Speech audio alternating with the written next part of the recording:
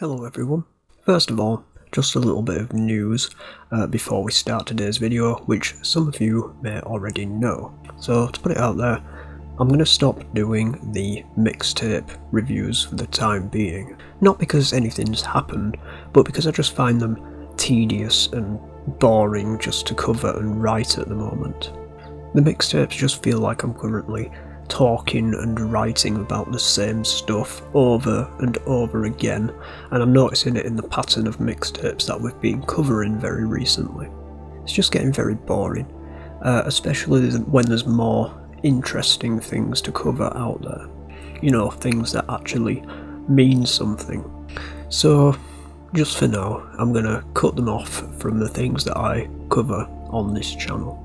Now, I'm not saying that we won't be looking at things like Gore and shockumentaries, because those things tend to have some sort of narration behind them, meaning that there are actually stories behind them. A lot of the mixtapes covered just sort of have the same stuff, and even if they do have a story behind them, again, I'm just repeating myself on all these various clips that are on these mixtapes. So that's the future of the channel basically. But enough of that, let's get into today's video. And let me just say before we start today's video that I don't condone, agree or support anything that this certain group does. And I'm not even sure that YouTube is going to let me upload a thing that I want to talk about today, so it's a bit of a risk. I mean, they may even take this video down within the first 24 hours, because today's video is about terrorism. YouTube hates that, and I know it. Enjoy the video.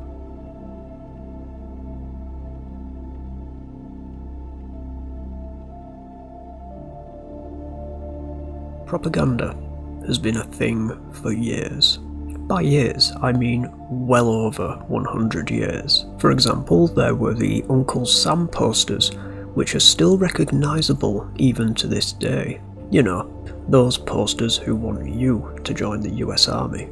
Or Rosie the Riveter posters from World War II, who basically represented women who worked in shipyards and factories during World War II. I'm sure you get the idea.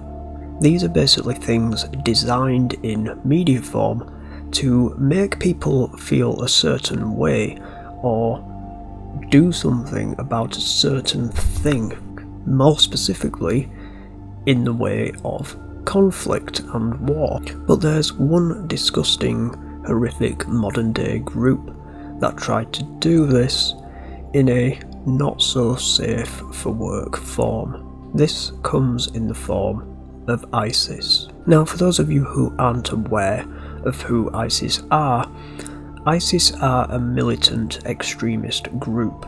They're basically an offshoot from Al-Qaeda's terrorism group, who emerged back in 2014. ISIS took control of large parts of Iraq and Syria, using a very well-known black flag as its symbol, which I can't show here. The group can also be known as ISIL, which means the Islamic State of Iraq and Levant, or by the Arabic name, Daesh. It's mainly made up of Sunni militants from Iraq and Syria, but also includes troops from the Muslim world and Europe. They try and get their point across, or rather their propaganda, with gruesome videos, such as beheadings, threats, ransoms, kidnappings, videos of themselves with captured people that they consider enemies, like journalists, or anyone who they consider a threat towards their group. And today we're going to run through the way in which ISIS does this propaganda, mainly in terms of their 4K high definition videos that you may sometimes see on the internet. One particular example of these 4K high definition propaganda videos is the beheading of James Foley, which saw a US journalist beheaded over the concerns that Barack Obama wouldn't halt military operations in Iraq. The video shows Foley kneeling down on the desert sand next to a member dressed in black, in which he's then beheaded, in 4K high quality production value. And this is the kind of stuff that they call propaganda. Hollywood-esque short-like films that depict the murder of another person, and they tend to focus mainly on journalists and people who spread the word negatively about this certain group. Now, to say that everybody finds these videos sickening would be far from the truth. Unfortunately, due to the high-resolution propaganda that ISIS puts out there, they've so far managed to accumulate over 20,000 fighters from over 100 countries.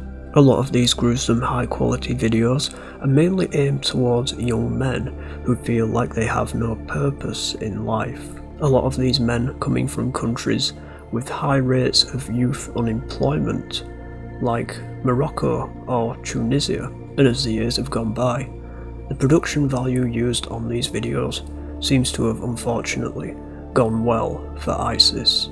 Earlier Al-Qaeda productions were seemingly shot with low quality, low cost cameras, many of these videos just being shot in caves with one single cut and no music.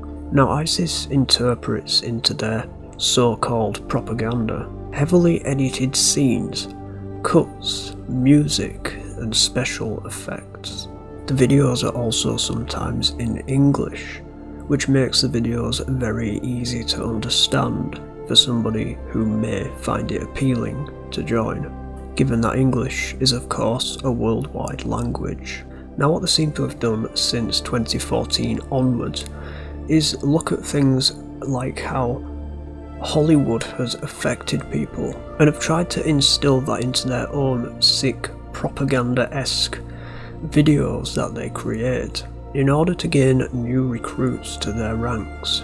One early example of this would be a mass beheading released on the 16th of November 2014, which showcases the beheading of 22 Syrian soldiers, which apparently took between 4 to 6 hours to film and cost around $200,000. The video even had a title, titled "Though the Unbelievers Despise It," running for almost 16 minutes. The video shows the execution of these 22 prisoners, including a US aid worker by the name of Peter Kassig. Now, professionals analysing this video actually realise that this had been filmed over a time span of around a few hours, with multiple takes. These takes included the switch around of prisoners, putting the prisoners into a different order of them kneeling next to each other, as well as some of the members of ISIS chatting with each other between breaks. It's also believed that this particular video may have even had a director, a full storyboard, and their own editor. Another one of these twisted videos includes the execution of 2 men, both reported to be Russian spies, in which the execution is taken on by, well, a child. Again, filmed with the precision of a Hollywood-style movie, the young boy stands behind the 2 prisoners, taking both out with a shot to the back of the head. The video also being provided with a slow motion effect.